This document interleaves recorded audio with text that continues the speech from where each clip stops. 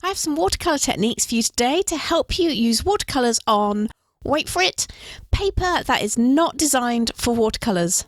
What's that you say, Kim?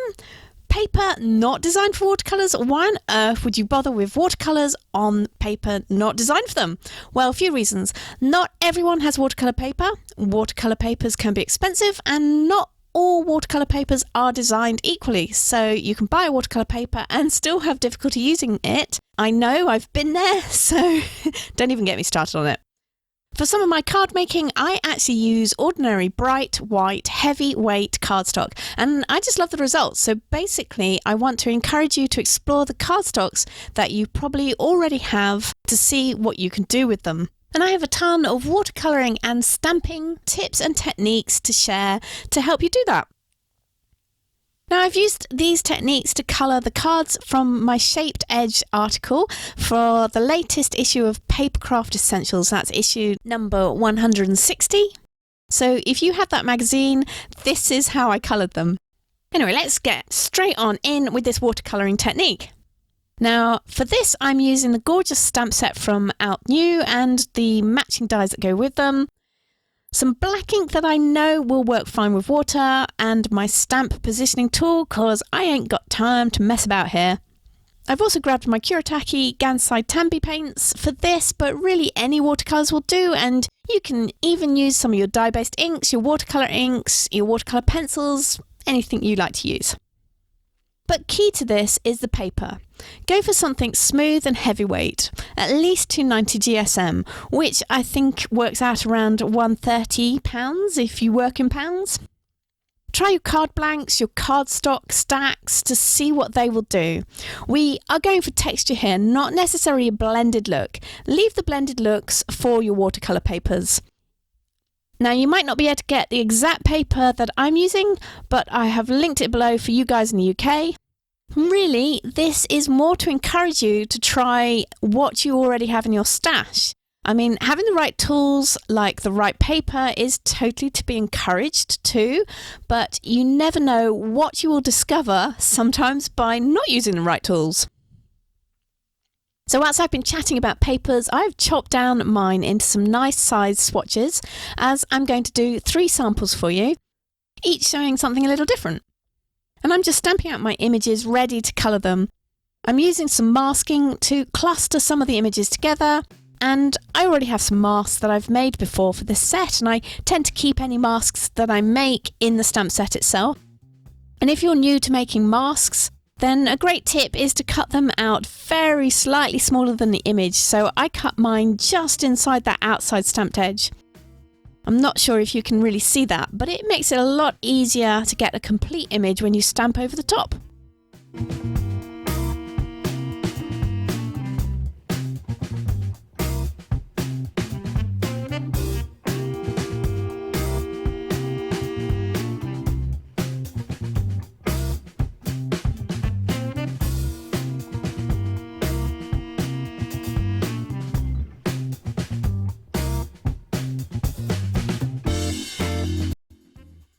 I also want to prep some freestanding images too, so once I have cut them from the cardstock, I will reuse that die cut negative to help me to position the stamps and stamp them nicely within die cut.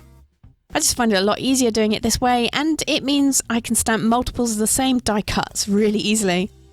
And I know a lot of you probably either do this or have your own methods of doing it.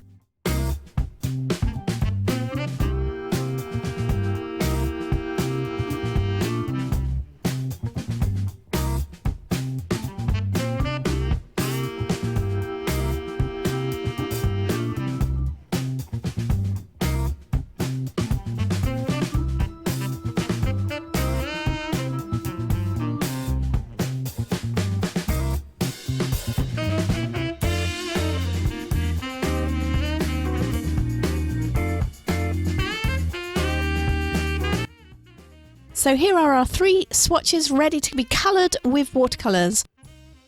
To get started, I'm going to set up 2 colour washes using the same colour paint. One will be a very light wash, so it will be mostly water with a little bit of paint. The other will be a stronger wash, so it will have a higher concentration of the paint. And really, it's just a process of adding paint and water in my palette and trying it out on a spare piece of paper until I'm happy with the colours. Now, you don't really have to do this, but I think it's one of the easiest ways to get a consistent watercolour wash. Because if you pick the colour directly up from your pan each time, then you're never really totally sure of the strength of that colour until you've put it on the paper. And this goes for any type of watercolour that you might be using, so liquids, inks, whatever it is.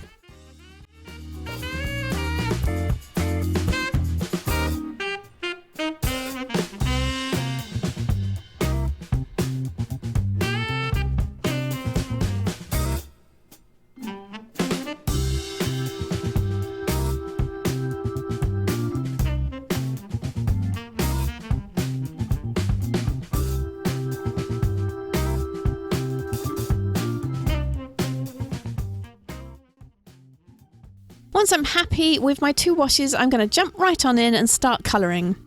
Start with the lighter wash first and fill in a couple of petals. Starting light is a good way to go with watercolours. Now, you'll notice that I'm not being that careful about it, and I'm not making sure that I go up to edges or anything like that. If bits of white sneak in, I'm not really bothered, because it's all about texture, and also it helps to not overwork that area. So this is just a really quick technique. You will also spot that I'm dotting about and not always doing the petals that are next to each other. So if I did happen to put too much water into one area, I've skipped the petal next to it so that the water doesn't run into each other, which is a lovely effect, but not what I'm going for today. Once I have a few petals covered, I add some of the dark wash, and again, I'm not being that careful with it. I'm adding it to the areas that I think will be more shaded looking, and dropping the dark wash in as droplets to those areas. And sometimes I'll let the water that's already there spread the wash out a little bit, or if the petal is a little drier, then I'll help spread it out by hand with the brush. So even though I don't want a completely blended look, I do want the shading to look more than just some dots. So I mentioned that I didn't want to overwork this piece or use too much water, because as this isn't watercolour paper, it isn't resilient to wet brushing repeatedly over the same spot. I can get away with a little bit, but if I was to keep working wet over the same spot, then the fibres in the paper, they start to roll up, and you might have seen this before, and that's when you get pilling. Now, even some watercolour papers will do this, but perhaps that's a subject for another video, as I still have quite a lot of tips to cover in this one.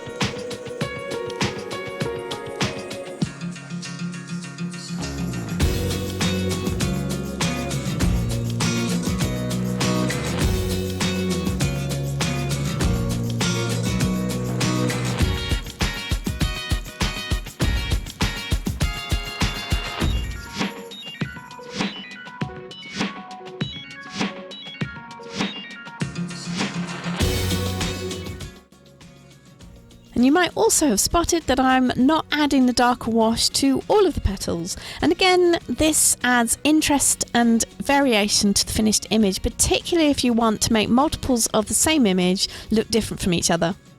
And you can repeat the whole process for the foliage. Right, let's try the backgrounds. I'm going to start with the easiest first. This is for my freestanding image cluster. And I want to show you two potential backgrounds for this using two different brushes. For the first one, I'm going to use a good sized flat brush. This brush doesn't hold a lot of water, so we should get some really interesting texture from it.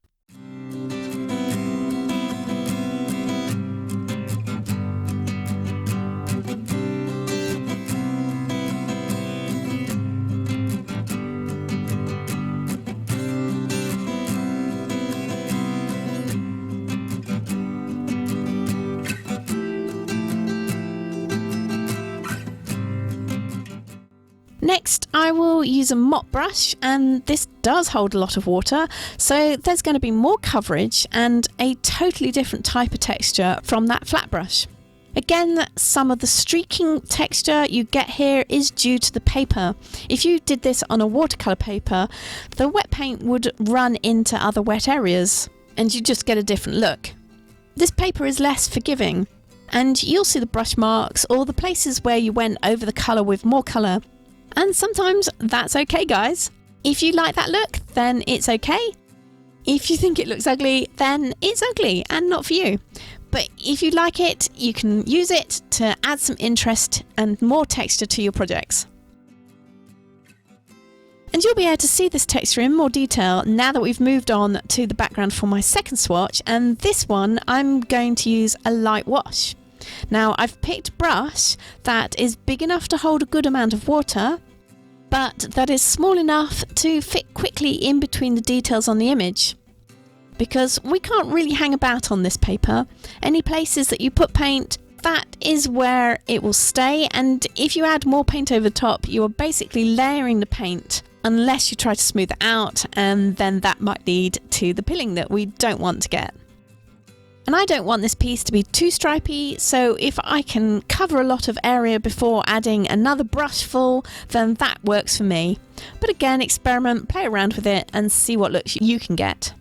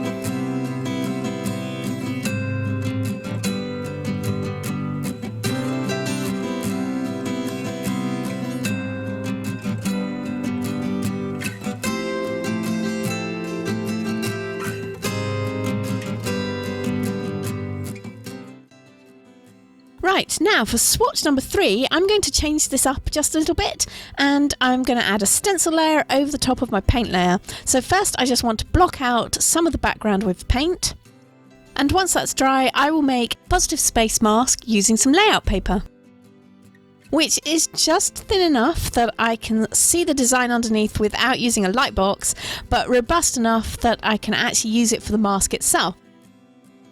But you can always use tracing paper and transfer the trace to a piece of ordinary paper if you prefer.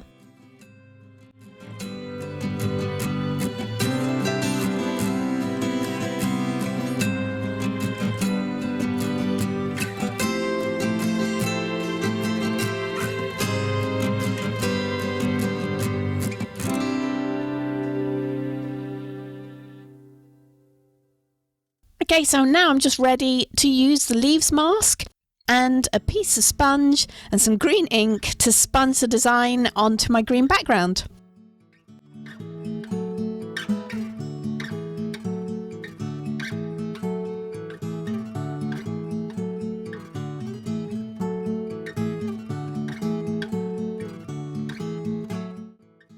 Once that's done, I just want to finish these swatches off with some small splatters. So I will use a small round brush for this.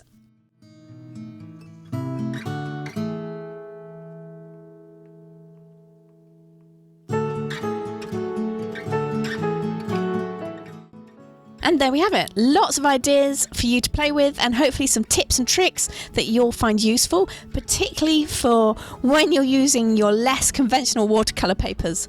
So if you did find it useful, then please do like the video, and of course go ahead and share it with other watercolouring and art fanatics. That would be great, thank you. Plus don't forget to subscribe if you aren't already one of my subbies. I'll be back in a few days' time. In the meantime, here are some more art ideas and inspiration videos for you to watch.